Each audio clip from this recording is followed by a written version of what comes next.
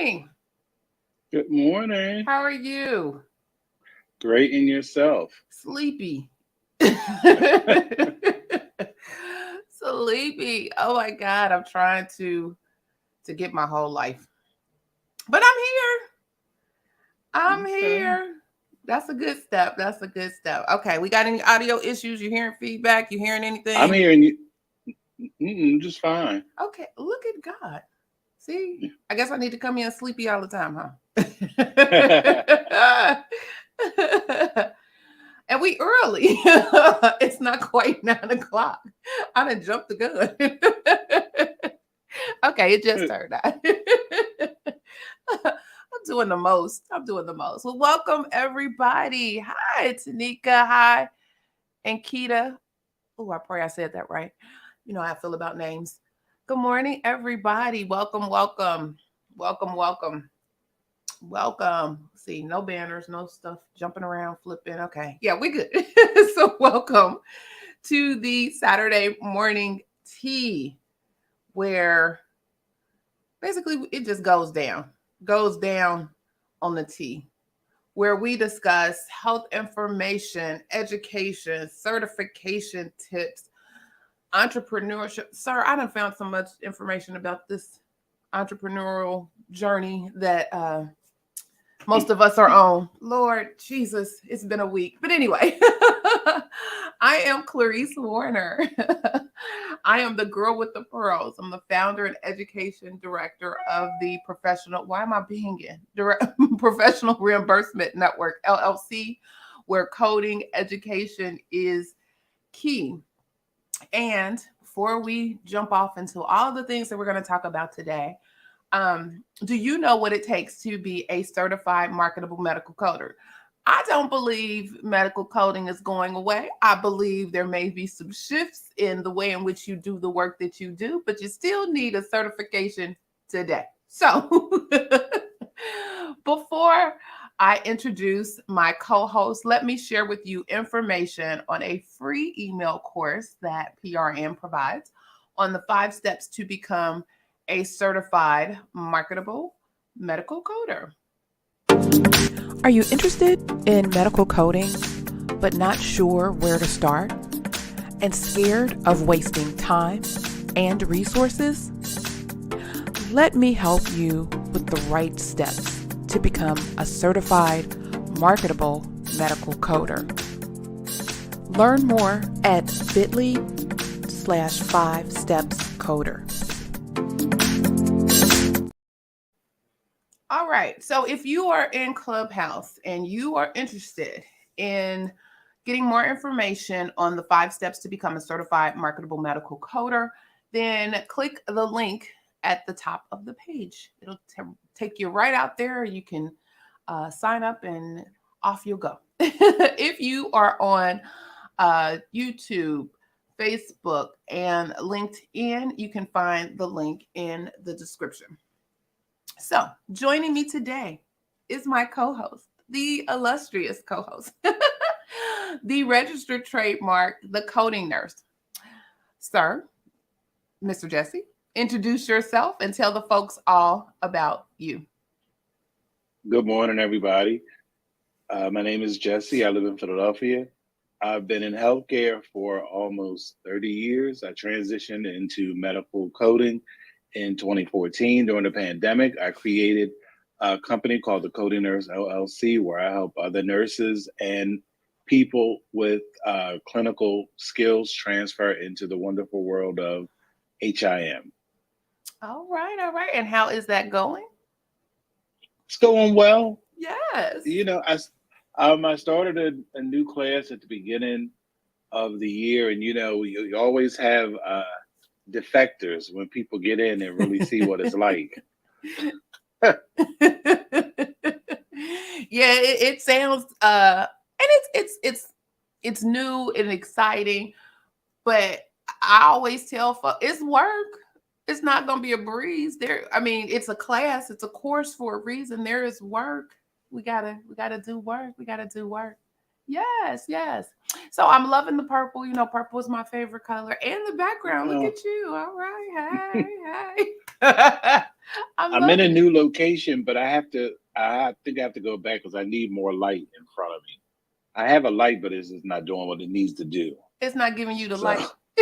no. Good morning, Vicky. Welcome. But I like it. It's cool. So thank you. Okay. You don't look like you in a cave or nothing. You look Okay. All right. like, who is that person in the cave? Wait a minute. Oh, okay. So today, I guess let's get to it. But before we start, let me just remind you guys that this is where this is a place where we gather and we have conversation.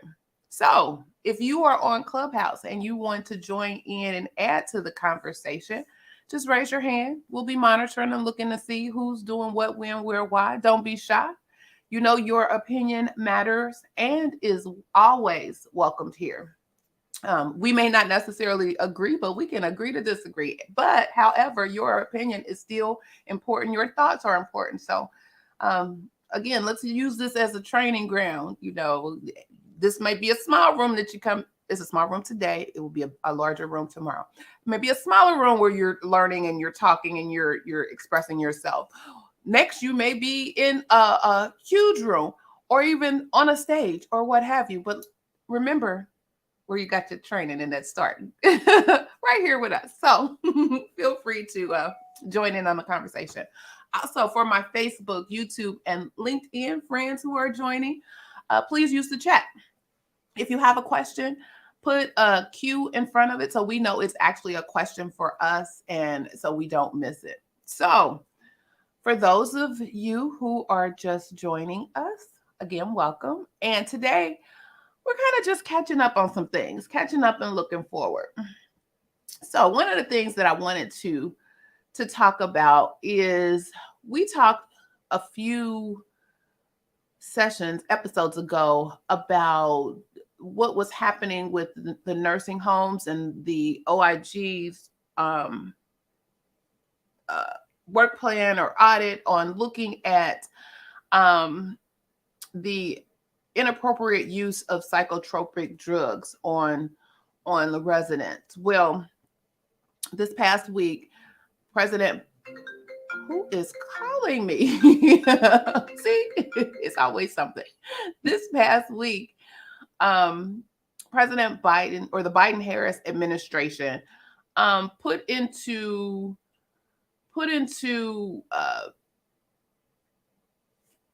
a press release, what their plans are and what the initiative is in regard to providing that additional oversight on the inappropriate use of psychotropic drugs. And so one of the things is that they want to make sure that there is greater transparency about nursing home citations to families. So I don't know about you, Mr. Jesse, but over here in these streets, these nursing homes, let's say the urban nursing homes, I'll say that, are something to reckon with. And so while I totally appreciate all of the resources and all of the trends toward aging well at home and keeping our loved ones home, because I don't know if I would even send my worst enemy, and I don't even really have a worst enemy, I don't think. But if I did, I don't even think I would send my worst enemy to some of these urban nursing homes. Just it's a mess, and I know there's a whole dynamic behind it. The funding, the staffing, mismanagement, not being reimbursed on services. It's a whole thing. I remember this lady who lives in our city, and she works primarily, her whole mission and passion in life is helping our seniors. She's been doing it for over 30 years. And she did I want to say Facebook. I think she's on Facebook. But she did a Facebook Live of a meal that was being served at a nursing home. and it was like a little cold. Was it bologna sandwich? It's like a little cold bologna sandwich on a paper plate. Now, folks who know me know how I feel about paper plates. I don't like that. I need glass. I need silverware. I'm a little bougie that way. But anyway, it was a sandwich on a paper plate.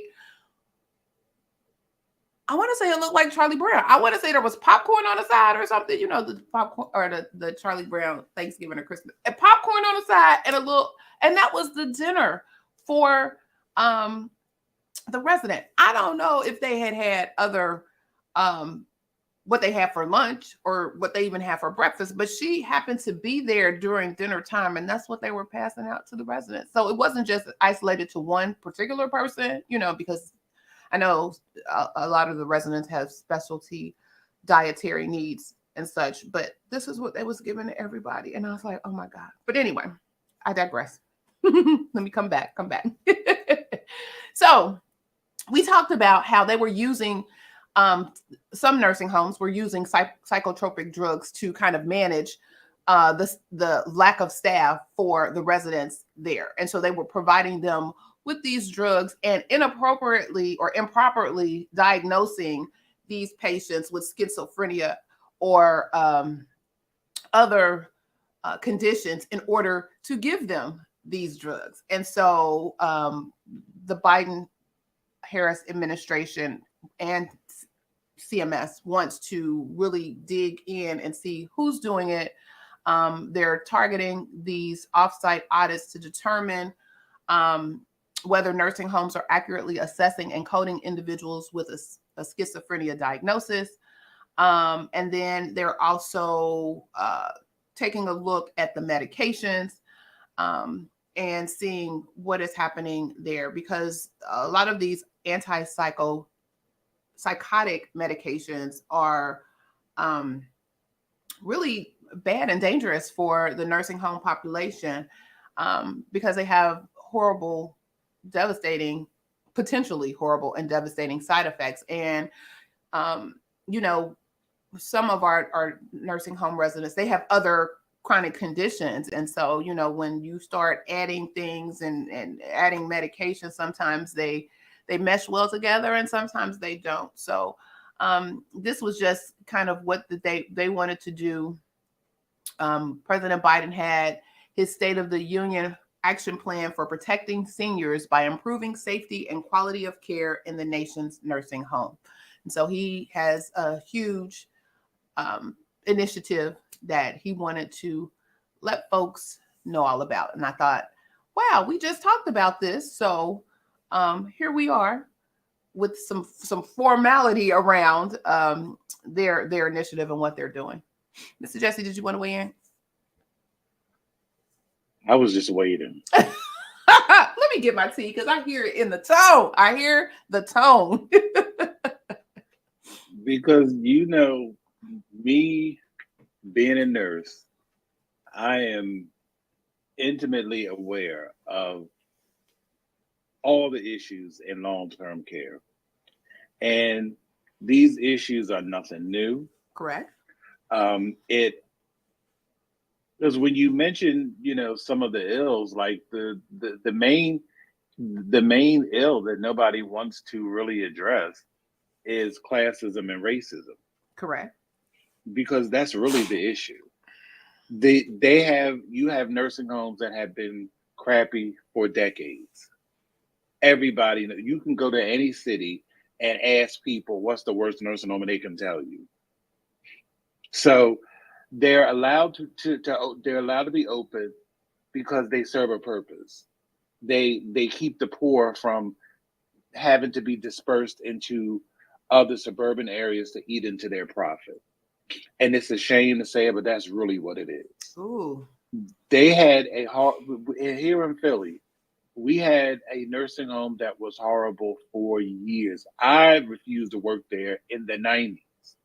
It just closed permanently, I think 2019. They had it was huge. It was like maybe 8 floors, something like that. They had a person who had dementia wander off in the winter. They couldn't find him. They found him under a car a block away, frozen to death. Mm. And when I worked there, I saw why. I was scheduled for a couple shifts. After I was like, I'm not coming back because it is totally, totally. And what happens is the people who are the good people leave because you have to protect your license. God forbid something happened. Like I was on a floor where people have trachs, and some people have to have oxygen hooked up to their trach. I go in the room, the tank is empty. Mm. So what if that person goes into respiratory failure? Then on top of it, it's not like, oh, I could just go down the hall and get oxygen. I had to go from the sixth floor to the ground floor out around the back because you can't keep oxygen just anywhere and wheel a whole tank back upstairs. Meanwhile, this person is not getting oxygen. So it has been deplorable for years. And aside from that, like when we're talking about the food, I've long thought that what they need to do is they need to have part-time people to come in to just feed people because you have a lot of people who need to be fed in nursing homes and you don't have enough staff to feed everybody. You really don't. And then they say, oh well, the nurses can help. No human person is an octopus. Nobody has 8 arms. Everybody is entitled to a hot meal. You have to pick and choose who gets a hot meal because by the time you get finished with this person, who you got to chew, you got to tell them to chew. You got to give them something to sip in between. Do you know how long it takes to feed a truly elderly, um, frail person? Yeah. And then imagine 25, 20 on a floor of 60. Mm. Like people are not being realistic about what it takes to, and it's a lot of, and it's only going to get worse because you have the baby boomers. The baby boomers are the largest segment of the population. That's right. This It's is only gonna only get worse. going to get worse. You're absolutely There right. is not enough people. The entire, like we talk about it every week, the entire system needs to be overhauled. Healthcare, period, because it is failing everybody. But at the same time, it is costing us taxpayers billions of dollars. And just my last little soapbox moment. Hmm. If they want to fund and funding is not the issue. Money's not the issue. All the Biden Harris administration has to do is make the Department of Defense give an account to the what is it, $2 or $5 trillion they can't find. Hmm. Take that. That will Well, fund everything. let me get my tea, Lord. Yes. I Mm. mean, the amount of money the Department of Defense can't account for is criminal. That's Criminal. our tax money. That's why you have people eating cold sandwiches for dinner and having popcorn. I would not. Somebody in a nursing home eating popcorn. I'd be scared to death. I, That's it. no, that was good. That was good because you're absolutely right. I worked and I didn't work in an urban nursing home. I worked um kind of in a more upscale part of our city. And but hearing the stories of what happens in the urban setting versus the setting I was in was like it was like night and day. I was like, "Are you kidding me?" And they were like, "Oh my God, that's gravy." And then you had a lot of people who, they would some of the staff would migrate to um those facilities versus really investing in taking care of our facilities in the urban areas. I just it saddens me even to think, and you are absolutely correct. It saddens me to even think that um, we are the position that the urban um uh nursing homes serve, that really they're being there, and they're serving to keep uh to our favorite word, to gatekeep and keep the other urban residents in their place. And but even if they were even and that's probably true. And even if that's the mindset, and even if covertly that's what you're doing, you would think that you would send some resources over there to help to make sure that this would be uh and I'm saying this, but I'm thinking a whole something else in the back of my head. But you would think you would spend the resources over there to make sure that this place can still be operational and functioning and be there to keep the folks, quote unquote, in their environment and in their place. Um, However, we all know that's not the case because I guess some of the bias about how our urban folks live and how our they think, oh well, that's normal for them, that's how they used to live, so we don't need to clean it up. I mean, I know locally there have been nurses, they have been infested with like bugs and all kinds of stuff, and it's like, oh my, I don't live like that. And I'm sure a lot of these people didn't live like that. And that's not normal. It's not. And so for people to think, oh, well, hey, we'll get around to it, or maybe we'll do whatever, because that they think they have that bias that is normal for them, is deplorable. And so while I do appreciate the initiative, and even the transparency piece that they have tacked on, I do hope that they dig a little deeper, and really get a better grasp of what is really happening in our long-term care facilities. And I go ahead. No, go ahead, finish. And I just hope those who have residents or those who know people there, speak up. Let somebody know. Everybody got a phone. Everybody taking pictures. Everybody show folks this is what's happening here. Let the folks know. Even though like to your point, it's been going on for decades. But the thing that's important to remember, even when people take pictures, is it's very easy to blame the frontline people than to blame the system. And this is what, like, when they run these exposés, it's really important that people really realize that one person, that nursing home administrator, is not responsible for this. No, not at all. Because it's a bigger machine. It's a huge machine. And a lot of people, a lot of people don't understand that. And I wanted to just briefly touch on, I'm a firm believer in big picture, and everything has a root cause. Well, a lot of things have a root cause. Mm-hmm. Well, everything. Mm-hmm. So you have what nobody talks about in long-term care, and I have, and Carmen is in the comments, and that's around about, maybe she might be a little too young, but there was a shift, or maybe not. Well, there was a shift in like 2000 because Bill Clinton had signed the welfare reform bill, and the welfare reform bill stopped because there was a time when welfare would pay for you to go to college, pay for you to go to nursing school, not home health aid school, not CNA school, nursing school. That's how I became a nurse, and he stopped all that. And as a result, you had a lot of people who had to work now who had not worked in years, and they would try to funnel them into CNA work, home health aid work, and that is the last job you want to do if you don't want to do it.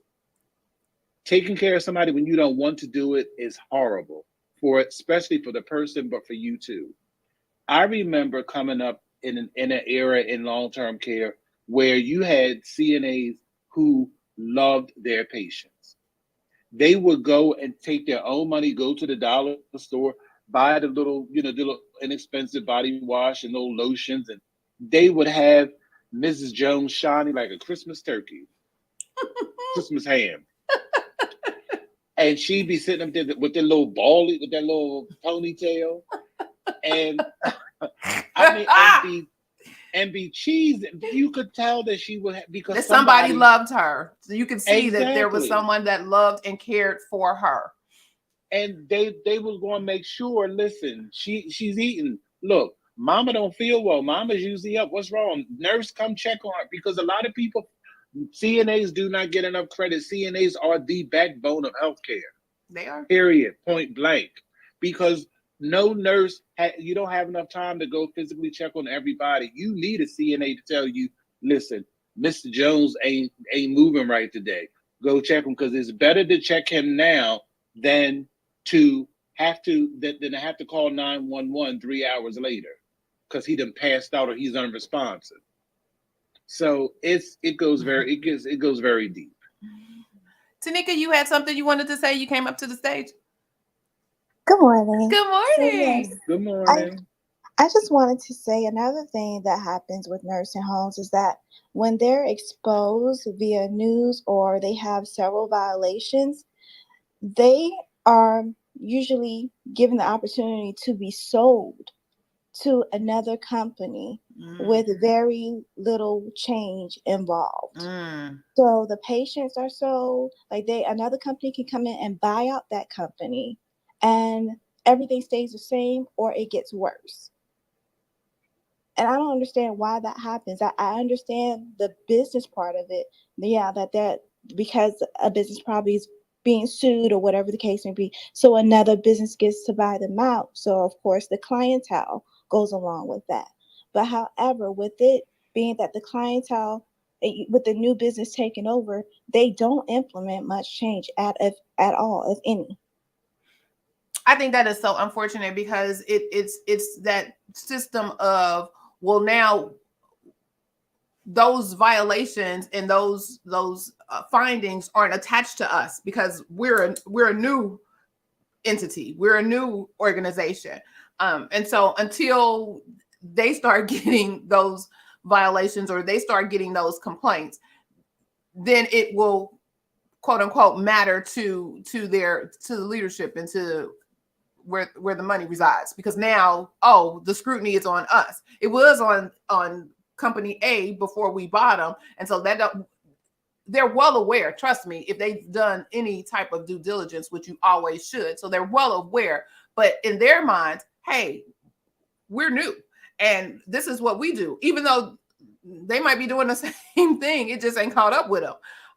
But now that they've acquired this new facility, well, it's status quo. To your point, we'll just do how we do. But until someone speaks up, until someone um initiates those infractions, or start telling people, hey, this is what's happening over here at this particular facility, and ain't nothing changed, it's still going on, and attaches it to the new name or the new company,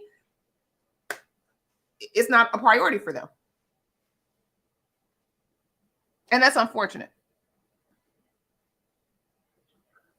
But but what also happens, and a lot of people aren't really aware, like they make small moves because just like Tanika said, like they'll give someone an option to buy it, or even and they'll come in and the names may change, but the situation stays the same. As long as you have moving pieces, where they can see that there's been some change, then the clock starts all over. It starts all over. Because you have a lot of times when somebody when there's a nursing home investigation or something happens and the state comes in, they have the facility has to issue a plan of correction, and the plan of correction is just personnel. Like this one person is to blame for all of this, and the game is just ridiculous, It is horrible. It's and horrible. nobody really calls it out for what it is because people suffer in the process. Like I I mean, even what I do, like apparently there's some kind of facility near the hospital where I work and where I'm covering, and you have like I had somebody admitted with the infected stage 4 pressure ulcer, and then I had people coming from nursing homes with aspiration pneumonia. And it's just like, I mean, I was seeing that like 20 years ago. It's nothing has changed. And you cannot expect people I mean, I'm sure it would be nice to clone people, but you can't expect one person, 10 people to do the work of 30 people. You Exactly. just cannot. You cannot. You're absolutely correct. And And when that's it where comes, you get that burnout and all of the things. It's and then, horrible. one more thing, like I don't know if they still do it, but they used to have this policy that every so often, even if somebody was on, even if a resident was on psych medication, they had to stop their medication to determine their baseline. Mm, So for an entire 30 days, you have people who are off the chain, mm. but they don't make them but you don't have, during that time there should be extra funding to make that person a one-on-one. So somebody is just physically dedicated to that person. They do Hmm. everything for that person, chase them around. And or if you need two people, like it's you never can do that in long-term care, but yet you can do it in a hospital. In a hospital, all you got to do is call the doctor. So and so needs XYZ, and you can go and give them an injection in their behind. And next thing you know, they sleep. Or if you need extra staff, you can call the nursing office and tell them what's going on, and they can be made a one-to-one. Then they pull a tech from the floor, or they call an agency and go sit with this person for 12 hours. Wow. Yeah. So as the cycle continues, um, yes, yes, yes. What brings me to my other point for the day. Any other? I don't see any other comments, questions. I don't want to not include y'all in the comments. So, every so often we get a new president for AHIMA. And our new president for 2023 is Jennifer Mueller. I believe she is based out of Wisconsin because her other job, she's the vice president and privacy officer for the Wisconsin Hospital Association Information Center.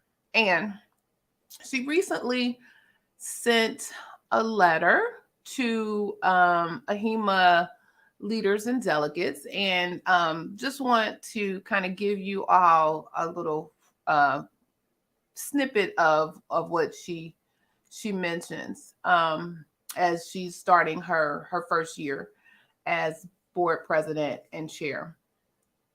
Um, so she says that, and we all probably felt this or feel this every year. 2023 has a feeling of promise as we continue to look deep into our roles as health information professionals, challenging ourselves to grow beyond our skill sets and to answer the question, in a world of ever increasing data, how do we harness the power of health information to impact lives and improve health? This is central to what we do every day as health information professionals and AHIMA members, and she encourages each of us to consider this question throughout 2023.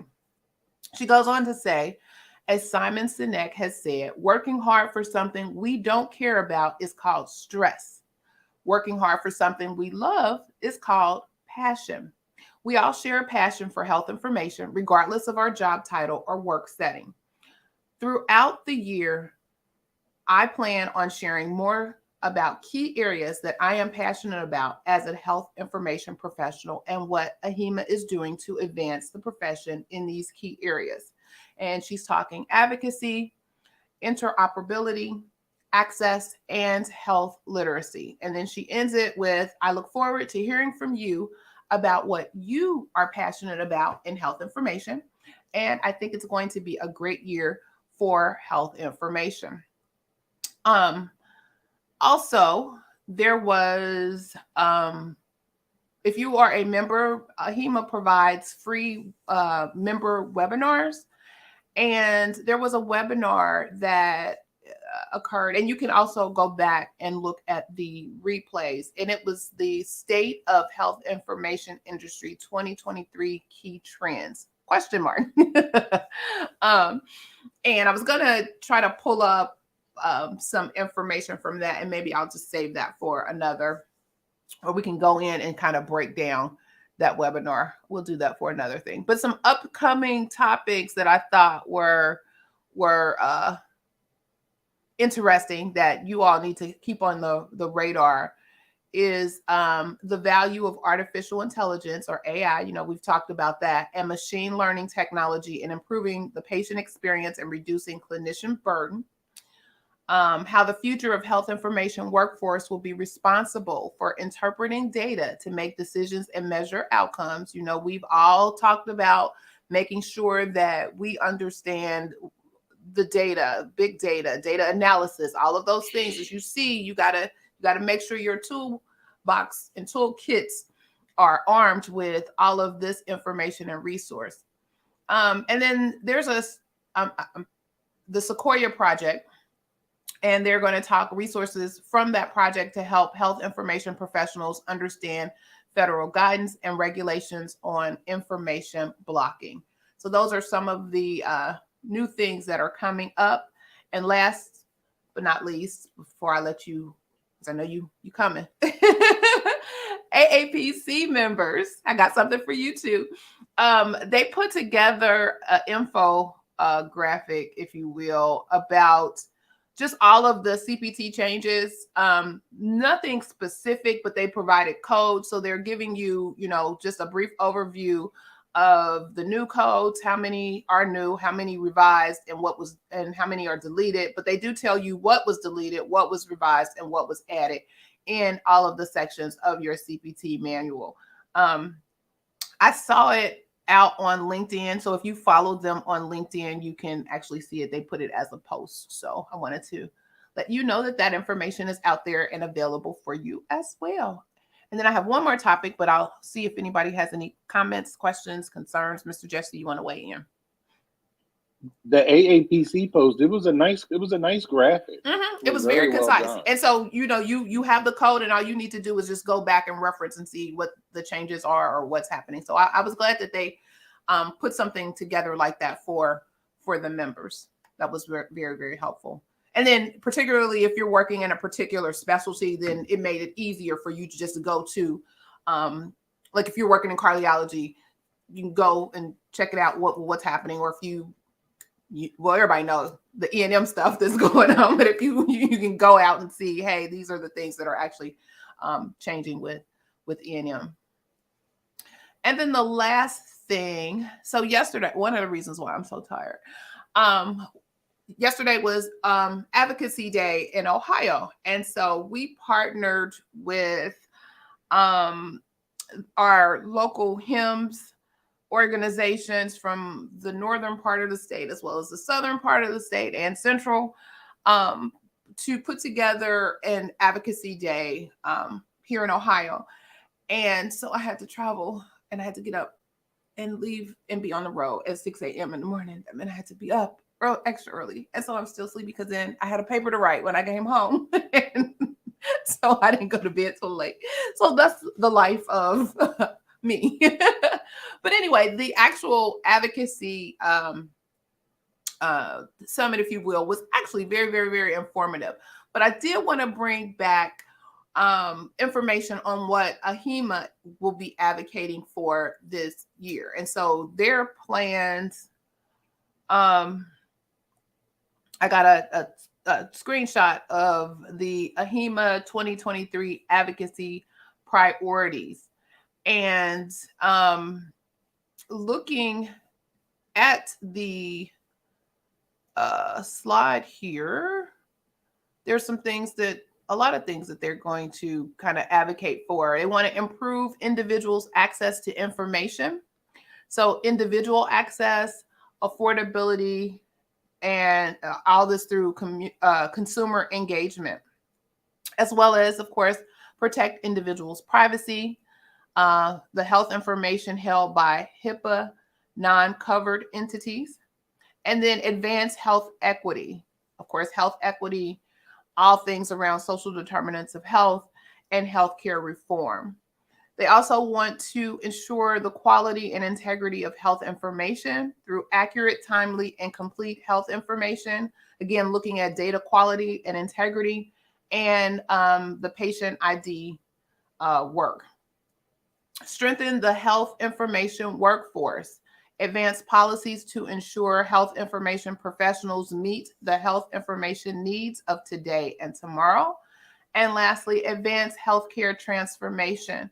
So pursue better information flows, integrating clinical and administrative data, interoperability, cybersecurity, behavioral health, public health, payment and delivery models, and which include the value-based care and telehealth. And I remember while I was sitting there, and I remember, I don't know if I think I shared this with you when I first started this road to my master's in public health. And I was like, I know that there is a link between these two. It's not one or the other. It's one and the other. And as they were talking and everything that they were saying, I said there is definitely a link between the information and the knowledge gain that I'm getting through public health and what I do with health information. And the more they talked, the more I was like, Eureka! I had an aha Oprah moment. Like, yes, definitely. So those are some of the things that they have on the horizon as far as advocacy. Again, if you are part of your state or even local AHIMA, hopefully somebody is going to be pushing that information down to you. One of the things I know they do a lot are action items.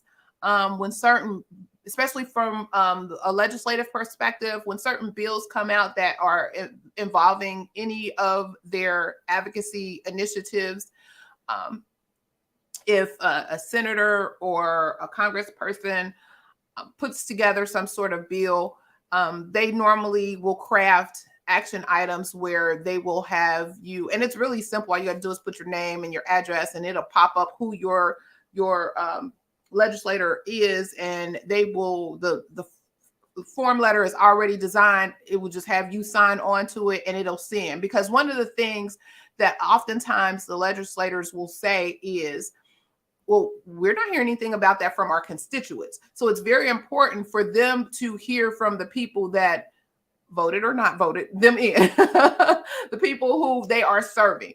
And so that's why it's really, really important. And that's one way that, we can advocate just by, oh, okay, they're sending this information, go out. Now, even if you are a member of AHIMA or not, you can always go out to AHIMA's website and look at their advocacy page, and they have all that information on that page. I believe you don't have to be a member to see any of the resources, to see some of the actions that they're doing, and to if they have action items or things that are current that they are focusing on or pushing, or have those like letters that they're going out or blasts that they're going out to legislators.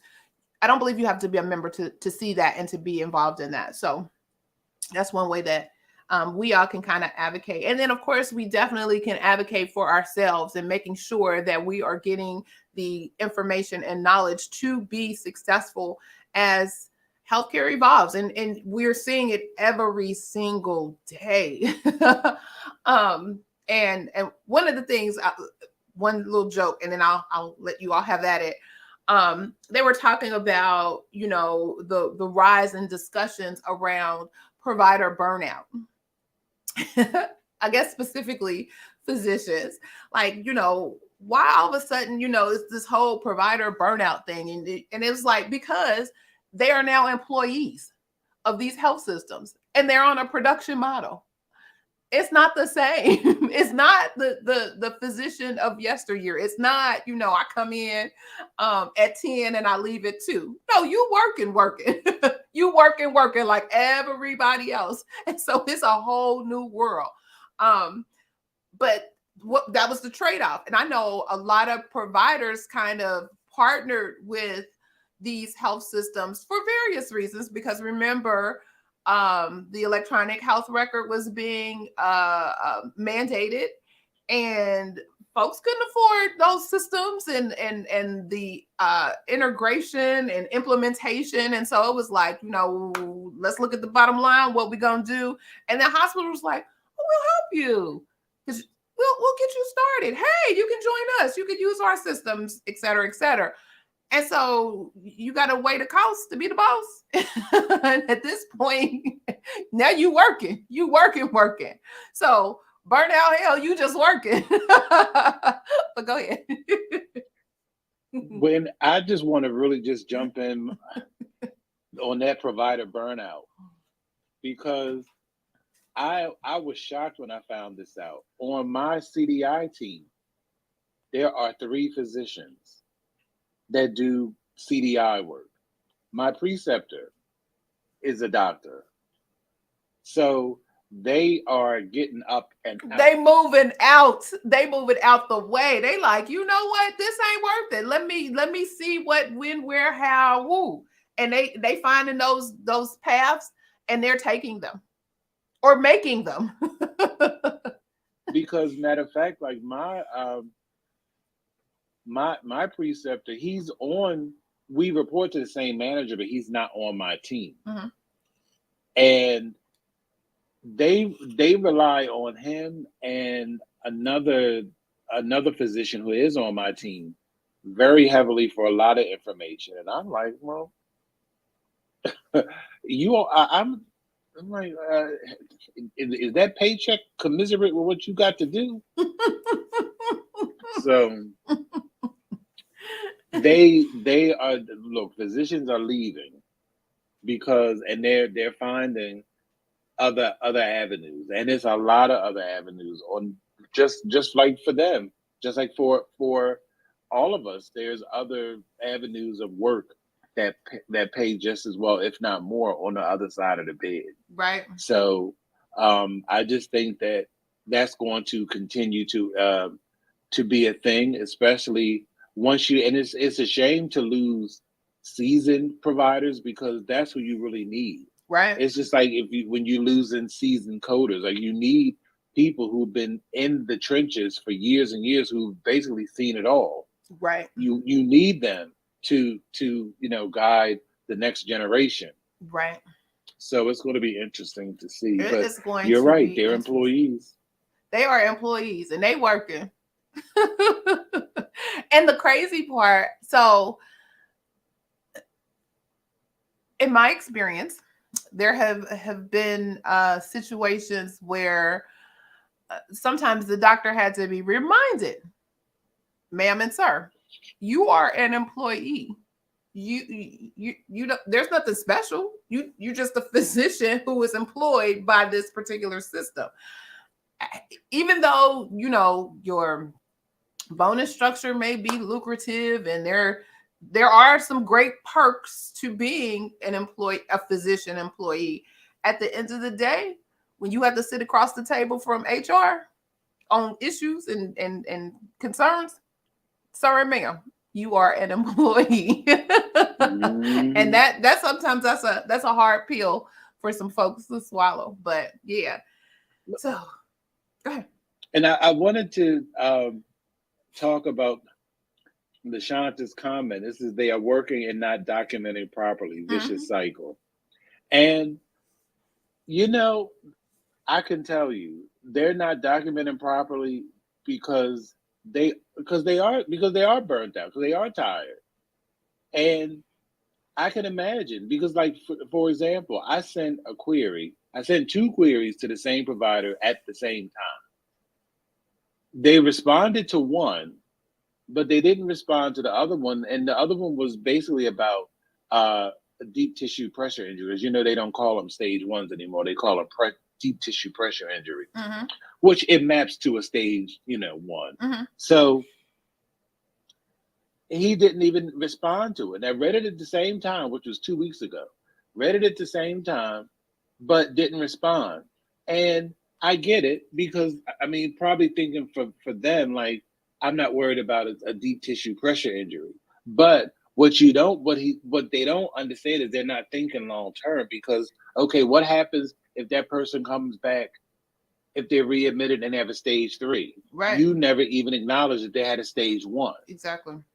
And then, when then on the back end, when they do quality, or if it gets audited, then that's potential, PSI that people have to take time out to do some research and address, that they don't really have to. All you have to do is just say, yes, I can just code the deep tissue pressure injury, and it's going on. Now, it doesn't affect, the case has already been, the person's been discharged, the case has already been billed, but everything is not about a bill. Some things are about quality control and quality measures. Say and it. They just cannot, and they can't get it. Say it. They don't get it. And the quality of care for your patient. You have a job. Mm-hmm. Your job is to care for patients. Okay, I'll get off that soapbox. Oh, Dr. Talk is in Philly. Hi, Dr. Talk. Welcome. I'm in Philly, and the healthcare systems I work for need major improvements within revenue cycle. Well, Dr. Talk, if you want to They come on all up to do. the stage, Yes. come on. Please chime in. Let us know. We will definitely welcome you up. Absolutely. Oh, okay. She got her hand up. Well, they had their hand up. Invite to speak. You got her? Okay. Yes. Hi, Latoya. Hi, everyone. Hi. Welcome. Hi, Dr. Hi. Welcome Talk. to the Saturday morning tea. Yes. Thank you. Yeah. So I've worked for Jefferson Health and Holy Redeemer. Mm-hmm. And it's just crazy how they have billers who do not know how to bill. Okay. So you have the manager of Medicare who is billing and also trying to run reports. And then they don't understand the policies of Medicare. So it's just a mess. I'm just frustrated. I'm just ready to leave. Oh, goodness gracious. That is crazy. Yes. And it's important that folks understand I've always said you got to know the rules. You got to know the guidelines. You got to know what it is that's out there for your specialty or the types of services that you're providing, because they frame it up for you real nice. They'll tell you these are the things you need to have done. This is the documentation that we need to see. They'll frame it up real nice. And your revenue cycle professionals should be up on that. They should know. And you have these AR managers and supervisors, since we all work from home, who are more focused on micromanaging and worrying about people's times and everything like that, rather than their productivity and if they're, processing claims correctly or following up on denials properly. Like, it's just crazy. I just don't understand their logic behind what they do. And I have clients that, they want to work with me, and oftentimes they it's unfortunate some of the things that they have had to go through to get to me or to get to someone who actually has a firm background in revenue cycle. Because they oftentimes don't know, especially if they're brand new to having their own practice and doing this, for themselves, or even understanding, what reimbursement looks like for them in their space.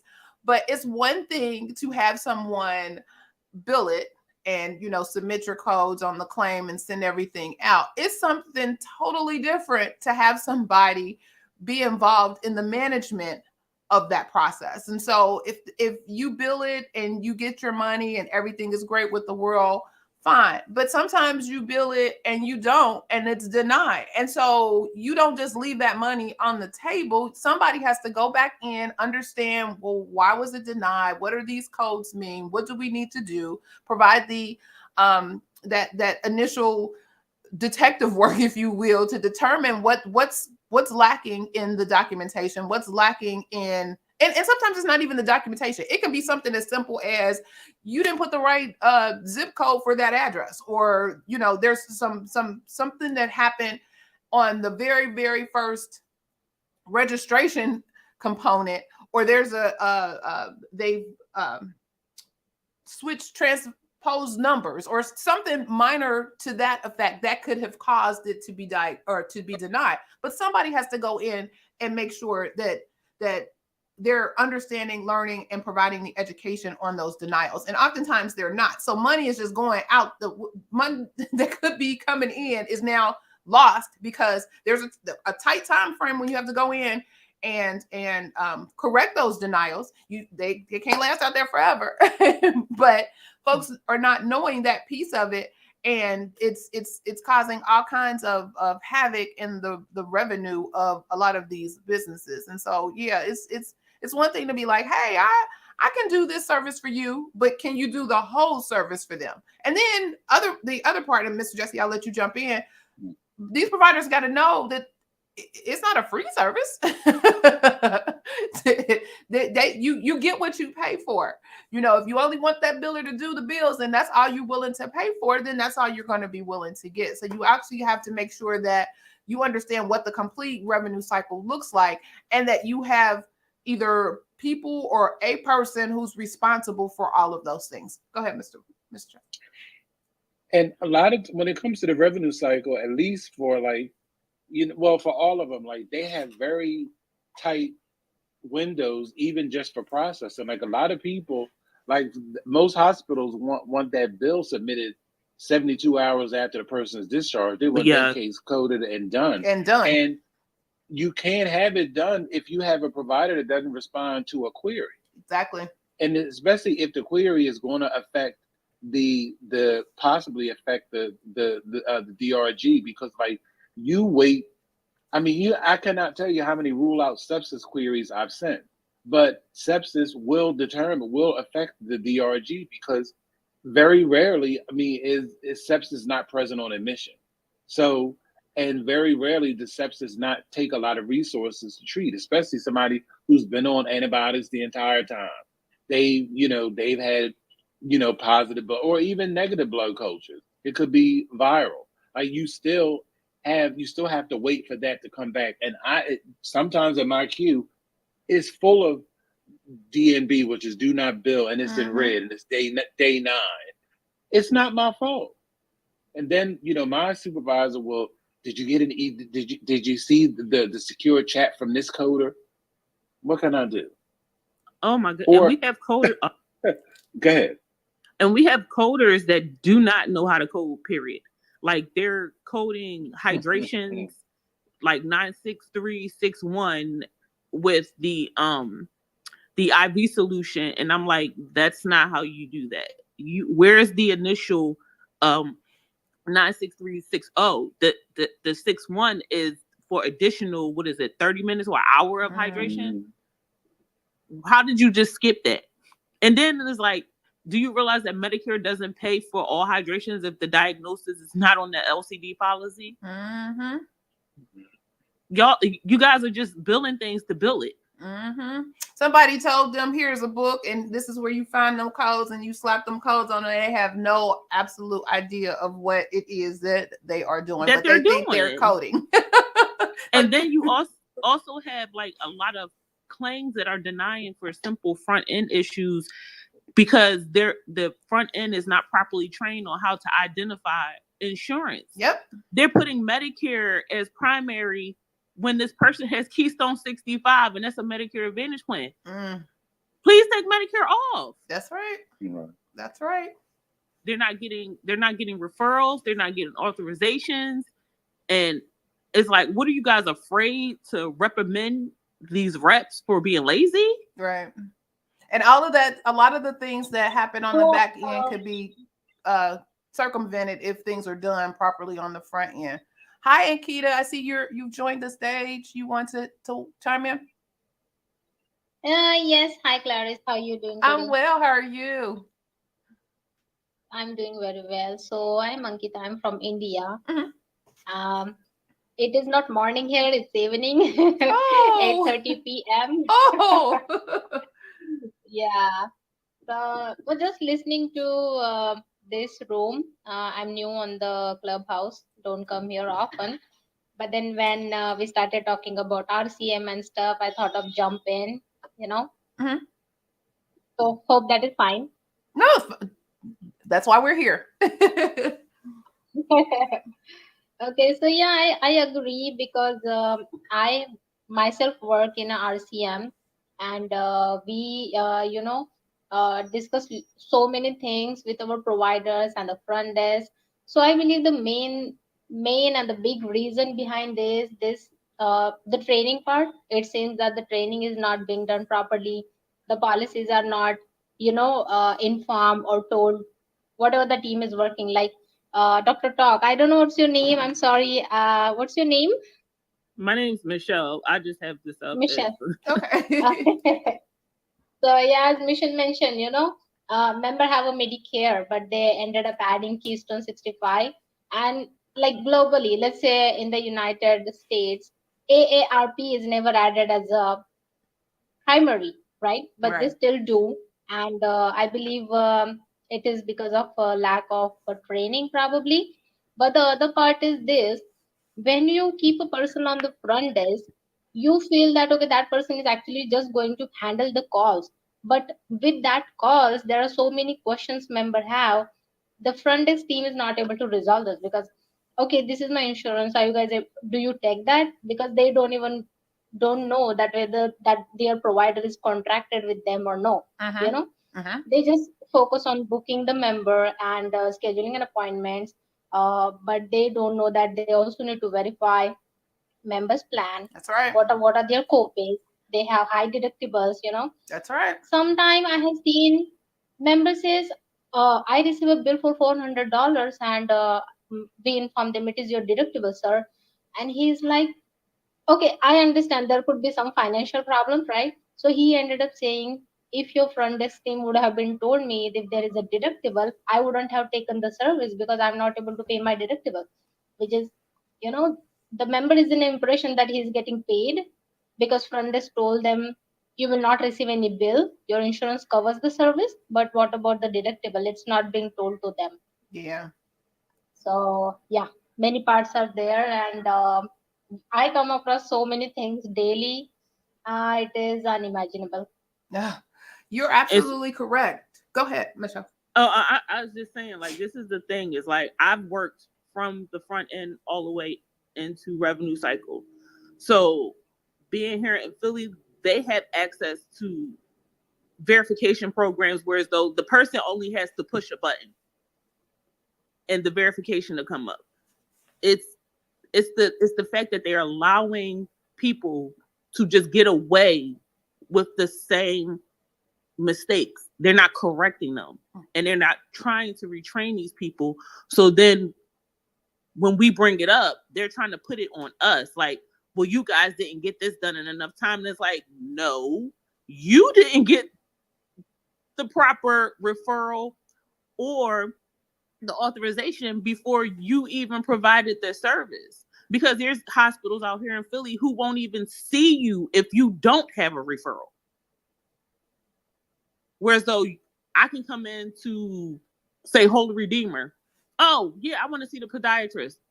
Oh, okay, we'll schedule the appointment, come in. Don't even ask for a referral. They just let you sit down and see the podiatrist. It's crazy. Yeah, I think. But go ahead. Oh, go ahead, Clarice. No, I was just going to say, I believe that there's an opportunity for some complete training. So again, I think there's a whole bunch of silos happening, and folks don't understand. They know, or may think they know their piece of it, but don't necessarily know how what they're doing or not doing is impacting downstream. And so I think there's an opportunity for folks to, at these organizations to get out all the folks in the room and say, okay, let's for real learn the revenue cycle and learn what all of these pieces mean and how they are impacted and what you need to know and what you need to do according to your component or your piece in that revenue cycle. and understand the connection, understand how, you know, what you do or don't do is impacting the next piece in the cycle, or even at the end, because really it starts with that initial conversation with that front, when that person calls to make an appointment. it starts there. Go ahead, Mr. Justin. I have 2 quick points. I think that when it comes to billing and revenue cycle, I think a lot of the problem, and everybody talks about training, but I think a lot of the problem is you get what you pay for. These people are not very well compensated. And that's number one. Number two, I think that when it comes to billing, I really think that the onus really does, you know, fall back on AAPC or anybody that gives out a billing credential, because I had my CPP. I took the billing exam, and there was no real mention of revenue cycle. I mean, I've looked. Go ahead. Oh God. I think now, having worked for the company I work for now I believe that every biller should have a CPB and a CRCR certification, because the CRCR takes you completely through the revenue cycle from beginning to end. They leave no stone unturned. I think that would be, if they required that, that would clear up 80% of this. Yeah, and you know what? A lot of the builders now, like that I work with, they've been there since they were teenagers. So, like, since they were like 18, 19 years old. So, like, they don't have the certification. They just learned as they went along with the job. And some of them just didn't catch on, and they've been doing the same thing all these years, and nobody has corrected them or sent them for any type of training. And it's now like with people like myself who actually went to school for medical billing and coding, and I'm coming behind them, and I'm like, how do y'all keep allowing this to happen? Yeah, and I don't think there are any regulations that you have to be certified to be a biller. You can just, hey, I know how to crunch some numbers. I know what the numbers mean. I know, you know, I know how to fill out a claim form, and i.e. I am a biller. Because even now, like, you just can't. There was a day when you could slap a modifier 59 on everything. Those days are gone. They've been gone. People was just doing it. They was still. They was just doing it. They wasn't right from the day one. Don't get me started, sir. Oh my goodness, yes. So my friend LaShonda here had a lot of stuff. Let me see. Say billers just push claims around and never stop to explain, especially third-party billing companies. They have no interest in giving education so they can continue collecting revenue. This would have me over here hollering, oh, SSA Susie taught everyone wrong, LOL, and she thinks she's right. She also says the workflow at these businesses don't allow for the good people to break habits. So the good people just leave. The practice doesn't care because they still see $1 million hitting the bank every month. That's unfortunate. But I am a wave maker. I be shaking up the whole business because y'all not going to jeopardize my credentials being janky. Ma'am, you better say all of that. Oh yeah, she said they are still doing 59 and 51. Oh my God. See, and no wonder why the money and the 25. Oh, 25. Lord, don't, yeah. Those are the ones. People just don't seem to want to hear the explanation or understand how you are supposed to appropriately apply those modifiers. It's ridiculous. But then, don't even get me started with Medicaid, because that's a whole state different. Oh my God, yeah. Right, but a lot of times, but see, this is what people have to understand, and this is where things got out of control. Things got out of control when this country started valuing degrees over experience, because they can go hand in hand, but not necessarily. Just because you have a master's in something does not mean you know how to do it. And especially in HIM, you have these people who have, I have my RHIT, I have my RHIA, I have my master's in healthcare administration. That is all well and good. That's great. But can you handle this denial? Do you know why this is denied? I have all the things and I can't. No, but go ahead. But you know I've been in the you, trenches. Ms. Ma'am, are the exception to the rule. I have met people who have impressive credentials, but you ask them a guideline, they couldn't tell you. Couldn't tell you. But it's your right. But it's your job to know. You say you have this. This was included in your education. Yes. And we have to get back to skill over paper. That's right. That's right. And then and unfortunately, people see the documentation or the credentials or the whatever and make an automatic assumption. Oh, well, this person must know XYZ, and never think to say, well, let me ask some probing questions. Let me make sure I understand whether or not they know or not. Because just having a conversation will let you know off the top. They don't know what the hell they talking about. At all. At all. They have no idea. But they're in charge. So if look, as the saying goes, a fish rots from the head down. So if your supervisor doesn't know, and if their director doesn't know, then it's very, it's just chaos. And I think that Ms. Shanta makes a very good point. As long as there's enough money coming in to keep them afloat, they're not worried about. But you could have so much more. That's what they don't understand. And not only that, the money that you have coming in, you better pray that it's not due to fraudulent charges and That's you right. get damaged for 5 years. That's right. Hey, Dr. Bradley, what's up? She's one of my early on students from way back in the day, and she then went on and got her doctorate and MBA and doing all of the things. Still holding on to them Coven credentials though. I love it. Yes, I love it. Glad to see you.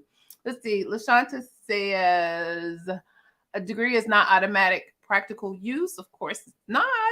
Just mean you spent a lot more money than me, laughing out loud, and you asking, I guess it's me, about critical care rules. Nope. Put that master's to work. That's exactly right. And the other part of this, and we've talked about this a lot,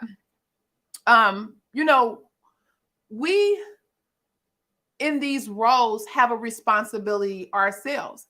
So while it would be great for you to have a manager, a lead, a supervisor, or somebody give you information, you have a responsibility to get that information for yourself. And so one of the things that I always tell people, you got to know the why behind all of this stuff that's going on. Understand those regulations. They're out there. It's plain and simple. It's out there. Get on these listservs. Get on, she said take her job too serious. Get on these listservs. If you are working in a particular specialty, or if you are in the hospital arena, then there's information out there for you to understand, what all of the things mean for the hospital. If you are on the professional side, there are things out there that tell you these are the things that you need to know in making sure you're successful in providing and bringing in the appropriate revenue for your providers. I mean, the information is out there, and sometimes you may have to take a look at something other than I'm about to be messy. I'm not gonna do that. Sometimes you just got to take a look at some other things to do that, because we're in a profession where it's lifelong learning. It's not necessarily lifelong somebody spoon feeding it to you. You have to take the initiative. You have to make yourself marketable to be able to know and to tell somebody else, you know what? This is not correct. And it's not correct because regulation so-and-so section so-and-so says blah, blah, blah, blah, blah. Let me show it to you in black and white. So then it's like, oh, well, wait a minute. Maybe she knows, maybe they know something, something I don't know. Well, yeah, everybody could know. It's right there. It's right there. Ma'am, it's all about professional development. And you have to take action. You have to be responsible for your development. Yes, it would be nice if someone said, oh my God, I see the initiative and I see that, all well and good, but that somebody may not exist in your organization.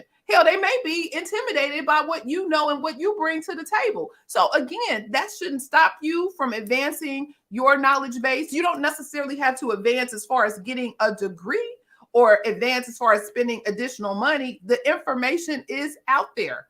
Get that information. Mr. Jesse tells us all the time, because I have I'm writing a whole notebook on every episode we have because T's is dropped.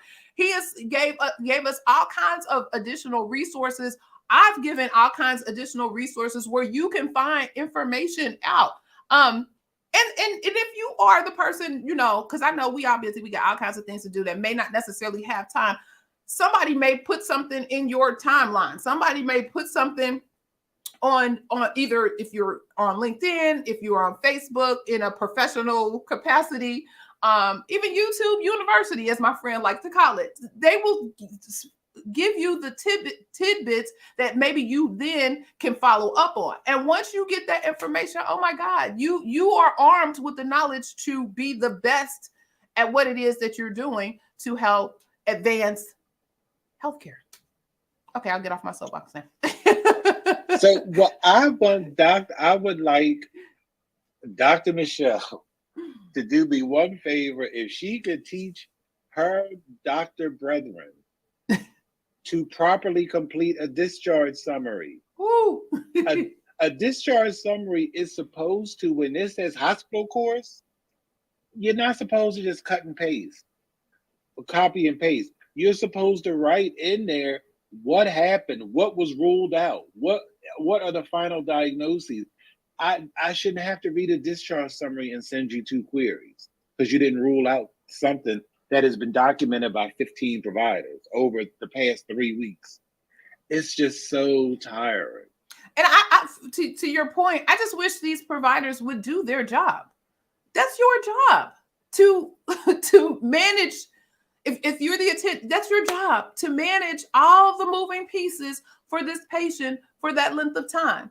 And while you pop in maybe daily or once depending on how long the patient has been admitted, at the end of the day, your job is to write up what that discharge looks like and what that information is, and accumulate all the information from all the other providers that you should have been. Go ahead. Oh, go ahead. No, finish. That you should have been following up the entire time. That's what you get paid for. That's what your job is. Now, even if you're employed by the provider or by the hospital system or whatever, that's still your job. Think about when you were a solo practitioner or you were solely the entity responsible for submitting those bills and getting those payments. You wouldn't get paid if you didn't do your job. And documenting what your job is, that's your job. Please do your job. Because can I tell you, these consulting providers, somebody that gave them the tea. Because when you read every consult that I've read, they somewhere either at the top or at the bottom, usually at the bottom, I have discussed this case with the attendant. So don't say you weren't aware. That's right. That's right. Throwing under the bus. Under the bus. Yes. No, play dumb if you want. Play dumb if you want to. Again, it's your responsibility, attending, to pull all of these pieces together, summarize what happened in this patient, and move. Oh my God. Yeah. You got one job. It could all be so simple. Yeah, that's gonna be the theme song of the year. That is gonna be the theme song. Whew, well, this was a good one. Thank you all. Thank you all for your comments and being here and providing some additional food for thought and putting Mr. Jesse on his soap. No kidding. Putting us both on our soapbox for real, for real. Oh, yes, yes, yes. Make sure you tune in again and come on out and have these discussions, because they're lively discussions, and your perspective from your vantage point is important, and so that helps us all kind of understand what it is that we need to do in this thing called healthcare, because it's bigger than just us, but we are part of it, and we need to know what part we play to making it better. So we got to advocate for our professions and advocate for ourselves and do all of those things. So thank you all again for joining the Saturday morning tea. I will ask, was the tea spilled today? Was it spilled today? Yes. Absolutely. If this information was valuable for you, help us share this message with others by liking the video, share the video, and subscribe to the channel. You can also check out the Coding Nurse channel on YouTube, where Mr. Jesse drops some tidbits. I see you all active over there on the Instagram too, sir. I see you. And LinkedIn. I see you, sir. Last but not least, to my Clubhouse folks, make sure you click on the greenhouse to join the fun in our club, and you will get notified of our live broadcast. Mr. Jesse, do you have any final closing words or final thoughts before we close out today? Just another great episode of Tea Spilling. I'm glad everybody came, and I hope you come back for more. Yes. It's a lot of information that we give out, and more importantly, we identify opportunities. So if there's anybody who works in HIM and they're entrepreneurial minded, as you can see, education is always in short supply. So that could be something that you could do on the side just to really, maybe create a business. That's right. Or to just bolster your income. That's right. That's right. And as we've identified today, there's a lot of folks, and so many folks that have not a clue what it is that they're doing. So therein lies the opportunity for you to launch your training business. Help somebody along. Help that be the bigger person, and help that person along, and say, you know what? I recognize you may not necessarily know. Did you get some training? Well, let me help you. And there you go with a whole conversation and a whole business plan. All righty. So this has been a great session today. Again, thank you all for joining. And remember, be safe, be kind, and don't wish for it, work for it. Until next time. And we're normally here on Saturday mornings from beginning at 9 a.m. Eastern Standard Time. And so take care, and I will see you next week. Bye. Thank you. Bye, everybody. You're welcome. Thank you. Bye-bye. Thank you.